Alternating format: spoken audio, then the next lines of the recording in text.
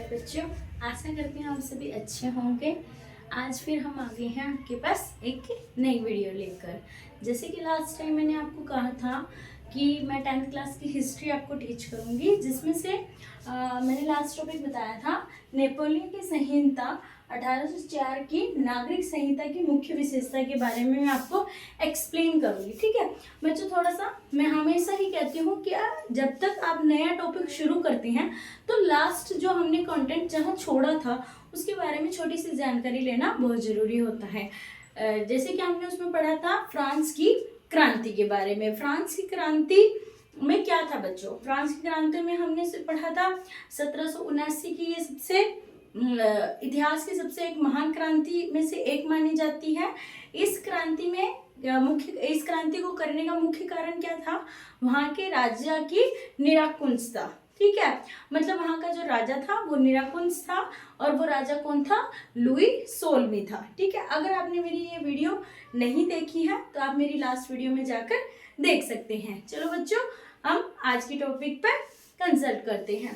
तो देखो, जैसे कि हमने बताया है कि आज हम इस टॉपिक में पढ़ेंगे नेपोलियन की संहिता के बारे में। परंतु सबसे पहले नेपोलियन की संहिता जो 1804 से बिलोंग करती है, मतलब सन है ये 1804, तो इससे पहले हमें क्या पता होना चाहिए नेपोलियन कौन है। ठीक है, देखिए 10th क्लास की बुक में आपको फ्रांस की क्रांति के बारे में एक्सप्लेन किया गया है, साथ ही आपको नेपोलियन संहिता जो 1804 ईस्वी में हुई है उसके बारे में एक्सप्लेन किया गया है। लेकिन उससे पहले आपको इसके बारे में जानकारी होनी चाहिए कि ये कौन था। देखो, हम एक स्टोरी की जैसे समझेंगे। ठीक है बच्चों, देखो नेपोलियन कौन था? नेपोलियन एक व्यक्ति का नाम है। ठीक है, नेपोलियन एक व्यक्ति का नाम है। जो कहाँ का व्यक्ति है? फ्रांस का ही एक व्यक्ति है। इसके बारे में हम अच्छी तरीके से इस वीडियो में जानकारी प्राप्त करेंगे।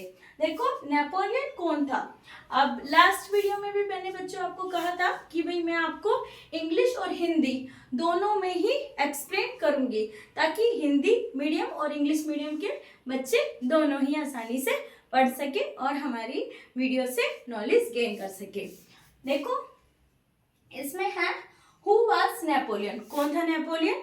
ठीक है, नेपोलियन बोनापार्ट का जन्म 1769 कोर्सिका द्वीप मतलब कोर्सिका आइसलैंड में हुआ था।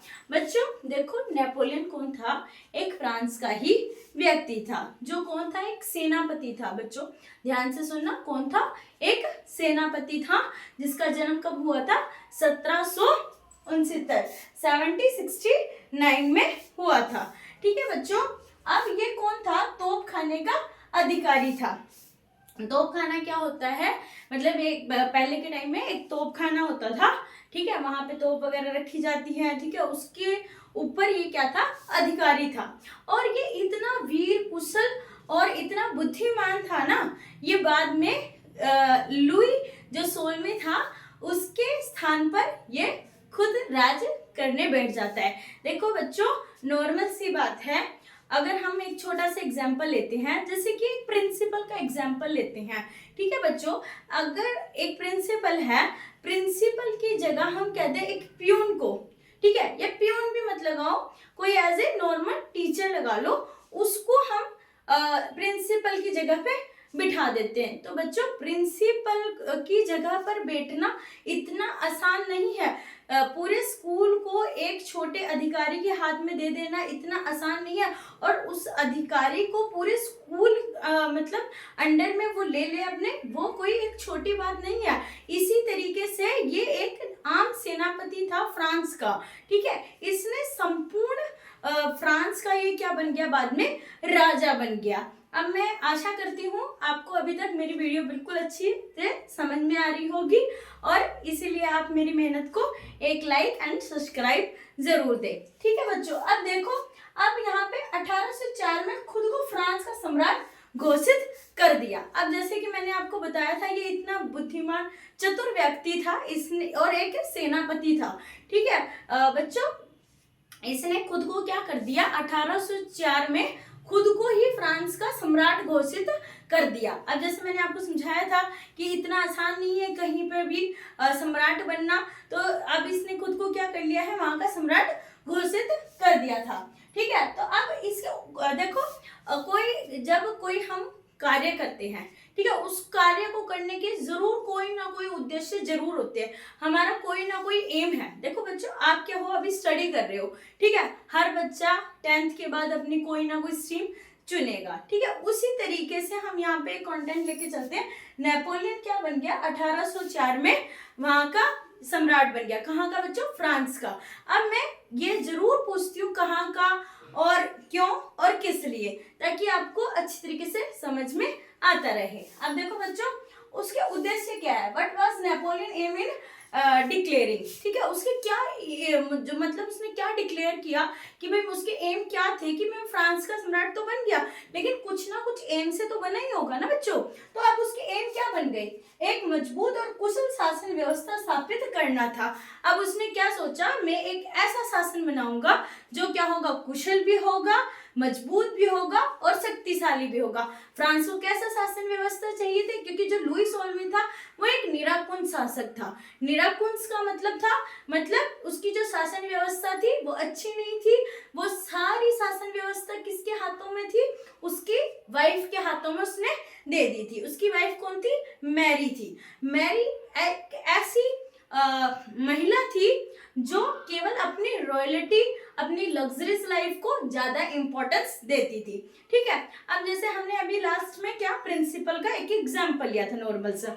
अब देखो हम इसमें भी एक प्रिंसिपल का एग्जांपल लेते हैं। एक प्रिंसिपल है जो क्या करता है, 2-3 साल स्कूल को डेवलप करता है। उसने न्यू स्कूल बनाया है, मतलब अच्छी तरीके से डेवलप कर रहा है।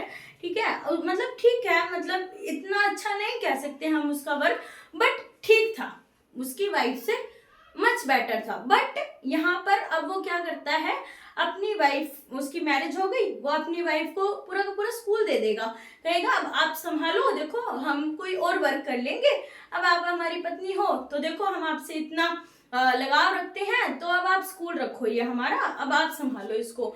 उसने भी कुछ इसी तरीके से अपना साम्राज्य किसको दे दिया? अपनी वाइफ को दे दिया। अब उसकी वाइफ क्या थी? एक धर्म मानती थी। धर्म कौन सा था? प्रोटेस्टेंट धर्म। बच्चों याद रखना, प्रोटेस्टेंट धर्म का पालन करती थी। उस समय यूरोप में धर्म युद्ध भी चले हुए थे। ठीक है, अब वो प्रोटेस्टेंट धर्म को मानती थी, तो जो प्रोटेस्टेंट धर्म को मानते थे उन्हीं को वो क्या करती थी? सत्ता में भाग लेने और उच्च पदों पर बैठने की नियुक्ति देती थी। अब कोई और धर्म को मानने वाला व्यक्ति अगर उसके सामने आता या फिर कोई औरों की मतलब तरफदारी करता, तो वो उनको क्या करती थी? पद से हटा देती थी। नॉर्मल सी बात है यहाँ पे बच्चों समझने वाली कि सारा जो काम है वो उसकी वाइफ के आने के बाद बिल्कुल ही अस्त व्यस्त हो गया है। अब फ्रांस वाले क्या चाहते हैं? एक शांति और कुशल मंगल जीवन चाहते हैं। ठीक है, तो सेम अब वो क्या कर रही हैं, अब ये चाहते हैं कि भाई हमारा क्या हो, शासन एक अच्छा शासन बने, तो जिसके लिए उन्होंने क्या कर दी? क्रांति कर ली बच्चों। अब क्रांति कर दी, क्रांति में कौन था? सेना का अधिकारी में सबसे कुशल सेनापति कौन था? नेपोलियन था। अब उन्हें क्या करना था? उसे पद से हटाना था। ठीक है, उसे पद से हटाने के लिए उसने क्या किया? ठीक है, नेपोलियन का साथ दिया। नेपोलियन के साथ में नेपोलियन की क्या कर रहा था? एक कुशल शासन और मजबूत शासन ही तो ला रहा था, और उन्हें क्या चाहिए था? यही शासन चाहिए था। ठीक है, सैन्य कुशल के बल पर संपूर्ण यूरोप पर जीत हासिल करना चाहता था। अब वो संपूर्ण यूरोप पर क्या करना चाहता था? जीत हासिल करना चाहता था। यहाँ तक कि फ्रांस नहीं बच्चों, वो संपूर्ण क्या यूरोप पर जीत हासिल करना चाहता था, और उसने ऐसा किया भी। जब वो प्रशासनिक सुधार करने जाएगा तब हम जानेंगे कि उसने कितने उस पे जीत हासिल कर ली थी। देखो जैसे कि अब हम यहाँ पढ़ेंगे प्रशासनिक सुधार। प्रशासनिक सुधार में उसने क्या किया बच्चों?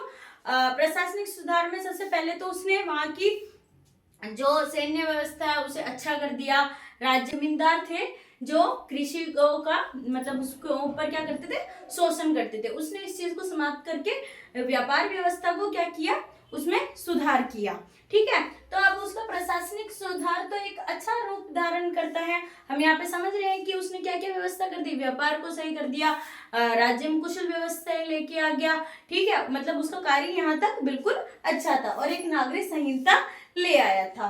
अब देखो उसने क्या किया, अब वो क्या था, वीर तो था, सेनापति भी था। ठीक है, तो उसके अंदर साम्राज्य विस्तार की भी भूमिका हम देख सकते हैं। जब वो एक सेनापति है तो एक सेनापति हमेशा ही चाहेगा उसके साम्राज्य का विस्तार हो और हमेशा जब भी वो युद्ध में जाए तो वो जीत कर आए। एक वीर सेनापति का यही रोल होता है। सेम नेपोलियन के अंदर भी हम ये भूमिका देखने को मिलती है। ठीक है, अब वो क्या चाहता है, साम्राज्य विस्तार, और उसने क्या किया, फ्रांस में इटली, ऑस्ट्रेलिया, पोलैंड जैसे बड़े बड़े देशों को फ्रांस में मिला लिया था। अब इनके मिलाने से क्या हुआ, साम्राज्य का विस्तार हुआ। ठीक है बच्चों, अब देखो नेक्स्ट पॉइंट है इसमें राजतंत्र की वापसी। अब यहाँ पर हम इसकी एक कमी देखते हैं जिसे मैं आपको सर्कल के द्वारा समझाती हूँ कि यहाँ पर हमें क्या दिखती है, नेपोलियन के अंदर क्या दिखती है, एक कमी दिखती है।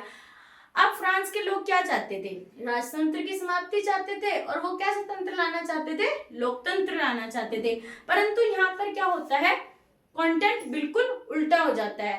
नेपोलियन दोबारा क्या ले आता है, यहाँ पर राजतंत्र वापस ले आता है। राजतंत्र मतलब रिटर्न ऑफ मोनार्ची।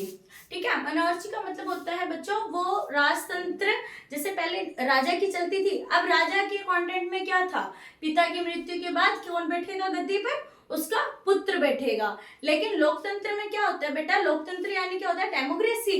डेमोक्रेसी आपको बहुत अच्छी तरीके से पढ़ता होगी बच्चों, आपने अभी तक 9th क्लास तक कंप्लीट किया है। तो देखो डेमोक्रेसी क्या होती है, उसमें जनता का जनता द्वारा जनता के लिए चुना जाने वाला तंत्र ही क्या कहलाता है, डेमोक्रेसी कहलाता है, मतलब लोकतंत्र कहलाता है। बट यहाँ पर कंटेंट क्या हो गया, उल्टा हो गया। अब यहाँ पे जनता की नहीं चलेगी, दोबारा से राजतंत्री आ गया। अब इतनी क्रांति करी, सब कुछ किया, लेकिन दोबारा से क्या आ गया, राजतंत्री दोबारा आ गया है। ठीक है बच्चों, अब आगे देखते हैं वे सत्ता में कैसे आया। देखो नॉर्मल सी बात है, एक सेनापति है, ठीक है, हमने लास्ट अभी अभी पढ़ा था, एक नॉर्मल फैमिली से बिलोंग करता है, कोई रॉयल फैमिली से तो बिलोंग नहीं करता है वो लोग। ठीक है, तो वो क्या करता है, पहले एक उद्देश्य रखता है। वह उद्देश्य क्या होते हैं, जनता से उसके मैच कर जाते हैं और मैच करने पर वो उसे अपना राजा घोषित कर लेते हैं। ठीक है, वो राजा मान लेते हैं, वो जैसे कि अपनी घोषणा करता है, लोग उसके लिए अकॉर्डिंग चलते हैं। ठीक है, अब लेकिन ये भी तो देखना है कि वो सत्ता में आया कैसे, मतलब ऐसा तो नहीं है कि बस हमने कह दिया और हम सत्ता में आ गए। हर व्यक्ति चाहता है कि आज मैं बड़े पद पे हूँ, केवल कहने से नहीं होता है, कुछ करना भी पड़ता है। तो ठीक है, कंटेंट इसमें फॉलो होगा। वह सत्ता में कैसे आया, how did he get into politics. इतना आसान नहीं है बच्चों पॉलिटिक्स को प्राप्त करना। ठीक है, डायरेक्टर के शासन का विफल। अब यहाँ पर हम एक पॉइंट देखते हैं, डायरेक्टर का शासन का विफल हो जाना। ठीक है, अब डायरेक्टर का शासन क्या था, हम इसको समझेंगे। इसमें क्या थे, 5 सदस्यों वाला एक परिषद, मतलब यहाँ पर क्या देखते हैं हम यहाँ पर कि यहाँ पर 5 लोगों का एक परिषद है। ठीक है, वो लोग क्या करते थे, अपने अकॉर्डिंग कार्य करते थे। ठीक है, वो जनता की भलाई के स्थान पर अपनी भलाई देखते थे, और वो क्या थे, वही आलसी प्रवृत्ति के, लालची प्रवृत्ति के। ठीक है, और जनता की भलाई के स्थान पर अपनी भलाई पहले सोचना, तो लोग इससे भी काफी तंग थे। ठीक है, तो अब इस चीज से तंग होके, ठीक है, अब उनका जो सिस्टम था अब वो विफल हो गया। अब यहाँ पर किसका तंत्र आ गया, अब नेपोलियन का तंत्र आ गया। अब नेपोलियन क्या था, नेपोलियन उनको ये दिखा रहा था कि भाई मैं एक अच्छा राजा सिद्ध होऊंगा, ठीक है, तुम्हारे अनुसार कार्य करूंगा, तुम्हारी भलाई का कार्य करूंगा, व्यापार में वृद्धि करूंगा। ठीक है, और सामंत व्यवस्था जिससे तुम गुलामों की तरह कार्य करते हो, दास प्रवृत्ति में आ गए हो, ठीक है, और धर्म के शिकार हो चुके हो, इस चीजों को मैं समाप्त कर दूंगा। ठीक है, तो लोग क्या चाहते थे, इसी चीज से मुक्ति चाहते थे, तो वो करके दिखा रहा था। तो सेम कंटेंट हम देखते हैं कि यहाँ पर उसका सिद्ध हो गया।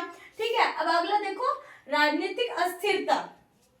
अब राजनीति में उस टाइम क्या आ गई थी, थोड़ी सी अस्थिरता भी आ गई थी। मतलब क्या हुआ, बिगड़ी हुई कानून व्यवस्था। अब कानून व्यवस्था क्या हो गई थी बच्चों, बिगड़ गई थी बिल्कुल पूरी तरीके से, क्योंकि देखो जहाँ का शासक ही अच्छा ना हो तो कानून व्यवस्था तो बिगड़ ही जाएगी, क्योंकि जहाँ शासन ने अपना शासन ही अपनी पत्नी को दे दिया है, जहाँ पर वह इतनी समझदार नहीं है, ठीक है बच्चों, ठीक है, उसने सारा शासन क्या दे दिया, अपनी पत्नी के हाथों में दे दिया। वो इस चीज को हैंडल ही नहीं कर पा रही है, वो एक धर्म के पीछे चल रही है, ठीक है। जब तक व्यक्ति धर्म के पीछे चल पड़ेगा तो वो शासन कैसे करेगा, ठीक है। तो अब इसी तरीके से अब वो क्या कर रही, तो यहाँ पर शासन व्यवस्था बिगड़ गई, आर्थिक मंदी आ गई, ठीक है।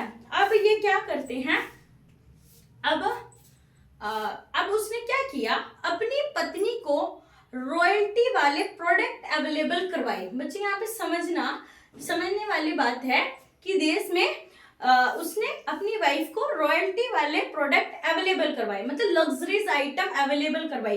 कब, ठीक है, हाँ, हर हस्बैंड अपनी वाइफ को रॉयल्टी वाले प्रोडक्ट अवेलेबल कराता है, लेकिन जब देश में आर्थिक मंदी चल रही हो, लोगों के पास खाने के लिए निवाला नहीं है, लेकिन वो लाखों रुपए के सामान यूज कर रही है। आप ये सोचो एक बार कि देखो, खाने का निवाला नहीं है, देश की स्थिति कितनी खराब है, लेकिन उसकी वाइफ लग्जरीज लाइफ जी रही है, ठीक है। आम किसान की बेटी को खाने के लिए खाना नहीं मिल रहा, उसके बच्चे भूखे सो रहे हैं, उसके बच्चे के पास रहने के लिए जगह नहीं है, लेकिन उसकी वाइफ तो लग्जरीज जी रही है। जो राजा लग्जरीज लाइफ जिएगा और अपने देश का ध्यान नहीं देगा तो उसका देश कभी भी ग्रो नहीं कर सकता। सेम यही पोजीशन यहाँ पर देखने को मिलती है हमारी, कि यहाँ पर उसका देश आर्थिक मंदी से गुजर रहा है, लेकिन वो अपने देश के ऊपर ध्यान देने से जगह अपनी वाइफ की रॉयल्टी पे ध्यान दे रहा है। जनता की मांग, स्थिर शासन, ठीक है। अब जो जनता की मांग है उस पर भी कोई ध्यान नहीं दिया जा रहा, शासन व्यवस्था बिल्कुल स्थिर हो गई है, उसके लिए कोई भी बढ़ोतरी का कार्य नहीं किया जा रहा है।